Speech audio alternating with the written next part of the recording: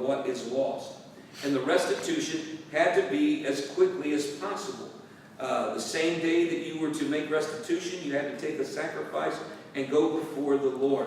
And so it was important. So the Old Testament, God gives us the guidelines for restitution. Then when we get to the New Testament, we have the one story about Zacchaeus. You remember that story of how Jesus came to his house. He came down out of the tree, and he come to know the Lord. And in Zacchaeus' words, this is what we gather.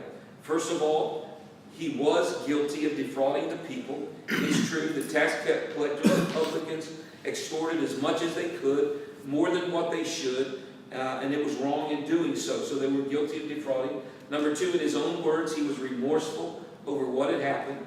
And number three, he was committed to making restitution. From Jesus' words, we understand that Zacchaeus, that day he was saved and was forgiven. And the evidence of his salvation was his public confession and the relinquishing of all of his ill-gotten gains. So Zacchaeus repented, and the sincerity was evident in the fact that he was willing to make restitution. He was penitent, he was contrite, and the proof of this brokenness and this proof of his conversion to Christ was he was willing to do whatever it took to atone for his past sins, to make restitution. And so our teaching says to make restitution whenever possible. And so the idea is if at all possible, we should do whatever it takes we owe monetarily or in physical property. But there's more than one way to make restitution. You can serve somebody. You can give them your time. You can, through what God has blessed you with, do things to be able to help someone else. And so restitution is, if at all possible, should be done, and it will be a witness of what has happened in your heart. And we should do all, whenever possible. But let me say this as I close.